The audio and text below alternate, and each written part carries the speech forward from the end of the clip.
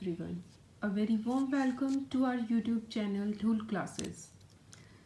आज हम इस वीडियो में डिस्कस करेंगे class 10th maths chapter number 1 real numbers. उसकी इंट्रोडक्शन इस वीडियो में हम डिस्कस करेंगे. रियल नंबर्स, फर्स्टली हमें ये पता होना चाहिए कि रियल नंबर्स होते क्या हैं. जब हमारे चैप्टर का नाम रियल नंबर्स है तो रियल नंबर्स होते क्या हैं.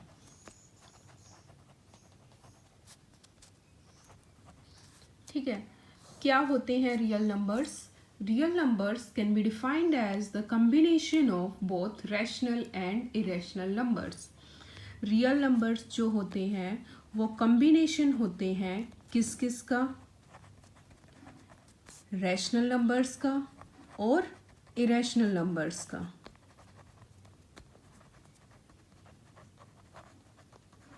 ठीक है, रियल नंबर में रैशनल नंबर्स भी होंगे और इरेशनल नंबर्स भी होंगे. ठीक है, अब जो रियल नंबर्स हैं वो क्या हो सकते हैं, पॉजिटिव भी हो सकते हैं और नेगेटिव भी हो सकते हैं. ठीक है, और उनको हम डिनोट किससे करते हैं, रियल नंबर्स को डिनोटेड बाय आर. आर से हम उसको डिनोट करते हैं, कैपिटल आर से. ठीक है, अब उनके अंदर देखो क्या क्या होता है. दीज इंक्लूड, क्या क्या होता है इनके अंदर. सारे के सारे हमारे नेचुरल नंबर्स भी इन्हीं के अंदर आएंगे. नेचुरल नंबर्स जैसे कि 1 2 3 अप टू सो ऑन. सारे के सारे होल नंबर्स भी हमारे रियल नंबर्स में आएंगे. होल नंबर कौन से होते हैं, जो 0 से स्टार्ट हों. ठीक है, अप टू इन्फिनिटी तक जाएं. सारे के सारे डेसिमल्स भी हमारे इसमें ही आएंगे. डेसिमल्स में जैसे हो गया 0.5 5.2 3.5 या 3.2, कुछ भी हो सकता है डेसिमल में हमारा. इंटीजर्स भी हमारे इसी के अंदर आएंगे. इंटीजर्स जैसे negative terms 0 1 2 3 up to so on. ठीक है, और रैशनल नंबर्स भी हमारे इसी में आएंगे. रैशनल नंबर्स किस टाइप के होते हैं, जो p/q की फॉर्म में लिखते हैं हम जिनको, जैसे 1/2 2/3 7/2, ये सब क्या हो गए, हमारे रैशनल नंबर्स हो गए. इरेशनल नंबर्स जिनको हम p/q की फॉर्म में नहीं लिख सकते, जैसे √3 हो गया, पाई हो गया, 0.10 1 00 110, ये सब क्या है, ये हमारे इरेशनल नंबर्स.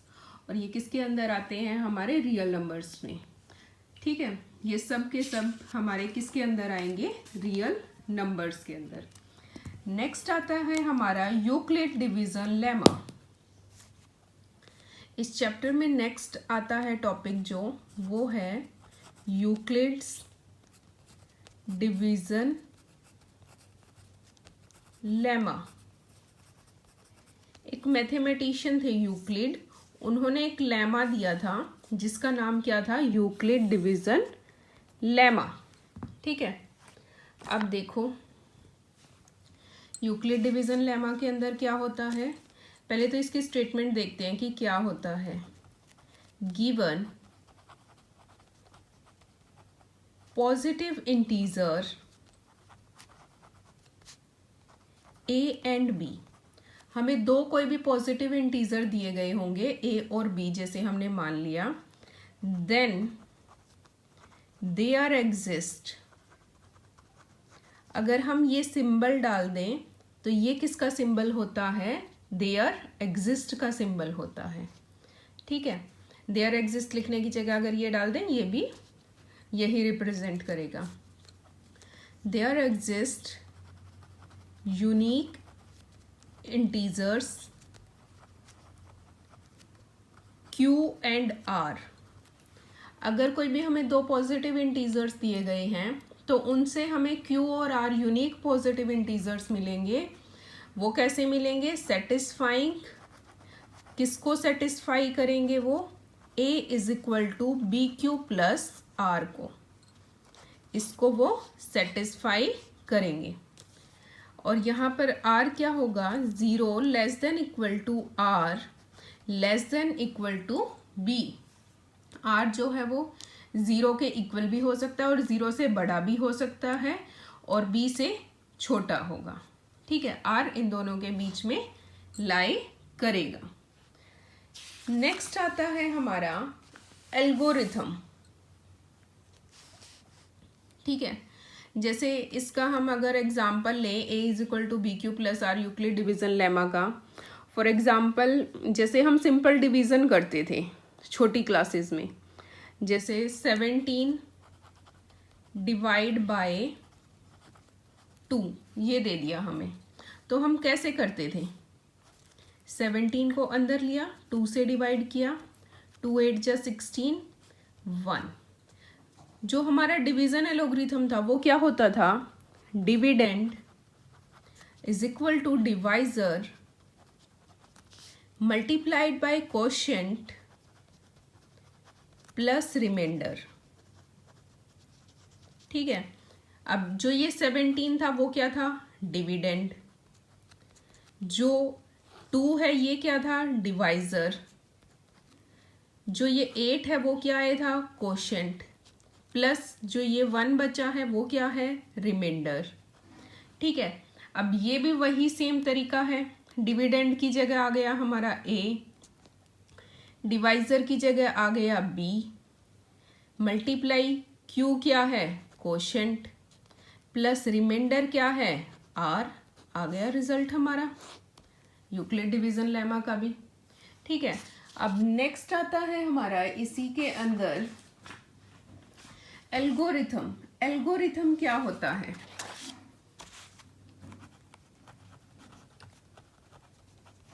एल्गोरिथम हमारा एक वेल डिफाइंड स्टेप्स की सीरीज होती है जो हम किसी भी प्रॉब्लम को सॉल्व करने के लिए हम यूज करते हैं। ठीक है, एक स्टेप वाइज प्रोसीजर होता है हमारा किसी प्रॉब्लम को सॉल्व करने का। क्या होता है, step wise procedure for solving a type of problems. ठीक है, किसी भी एक पर्टिकुलर टाइप की प्रॉब्लम को सॉल्व करने का क्या होता है, स्टेप वाइज हम उसमें क्या क्या स्टेप्स यूज कर रहे हैं वो प्रोसीजर क्या होता है हमारा, एल्गोरिथम। नेक्स्ट है लेमा। लेमा क्या होता है, कोई भी हमें एक प्रूव्ड स्टेटमेंट दी गई है। ठीक है, प्रूव्ड स्टेटमेंट से हम दूसरी स्टेटमेंट, किसी दूसरी स्टेटमेंट को प्रूव करें, वो क्या होगा हमारा लेमा। ठीक है, लेमा क्या होता है, अ प्रूवन स्टेटमेंट कि जो पहले से ऑलरेडी प्रूव्ड स्टेटमेंट है, अ proven statement used for proving another statement. Proved statement से किसी दूसरी स्टेटमेंट को अगर हम प्रूव करें तो वो क्या होगा हमारा लेमा। ठीक है, नेक्स्ट आता है, नेक्स्ट डिस्कस करेंगे अब हम Euclid division algorithm. Euclid's division algorithm.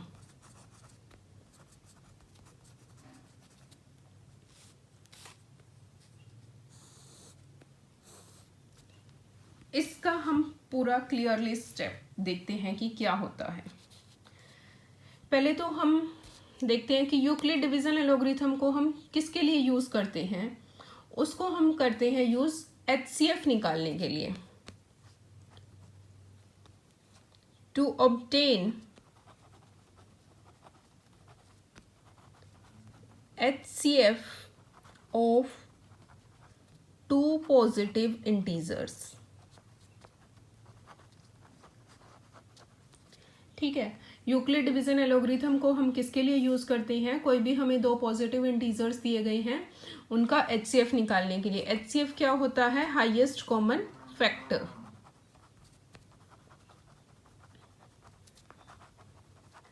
ठीक है, अब इसका एलोग्रिथम के स्टेटमेंट देखते हैं। कोई भी हमें दो पॉजिटिव इंटीजर्स दिए गए हैं, सी और डी, अगर हमें कोई पॉजिटिव इंटीजर्स दिए गए हैं,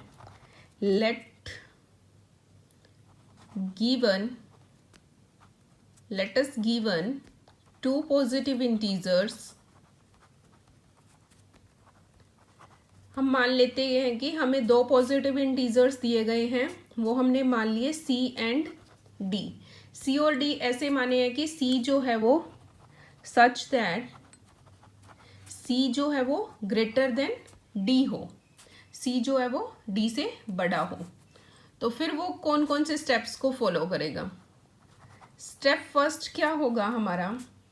सबसे पहले हम क्या करेंगे? यूक्लिड डिवीजन लेमा अप्लाई करेंगे। Apply Euclid's division lemma. Euclid division lemma apply करेंगे जो हमें दो इंटीजर्स दिए गए हैं सी और डी के ऊपर। ठीक है, फिर हमें क्या मिलेंगे?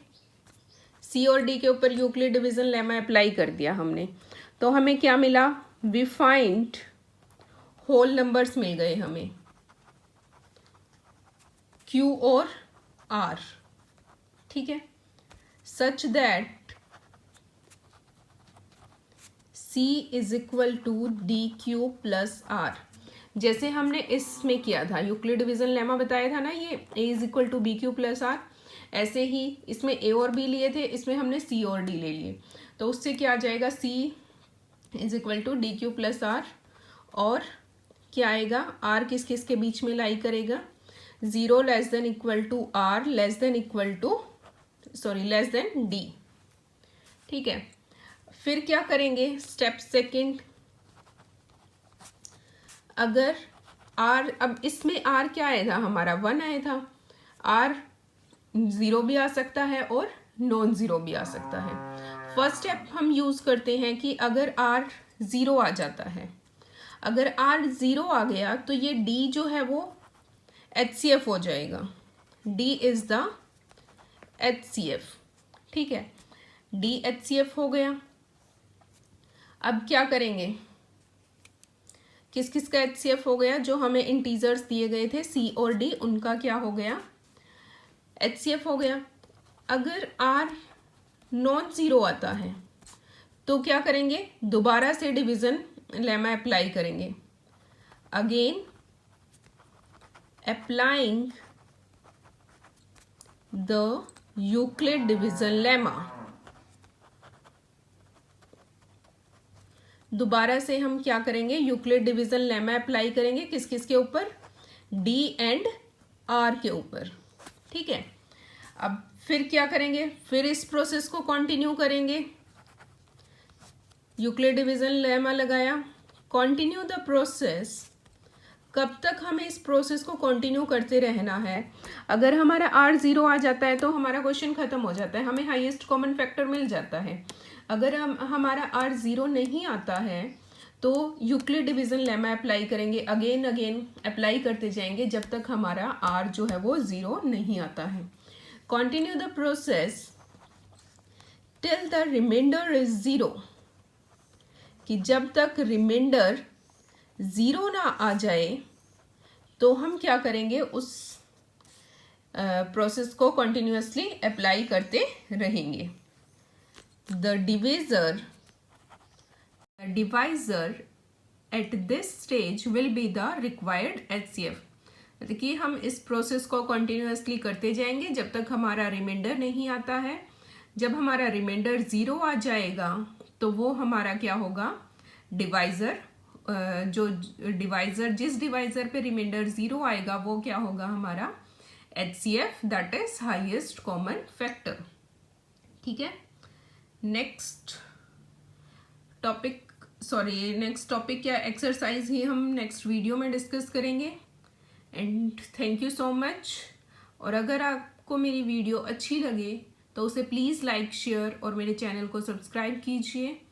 Again thank you so much.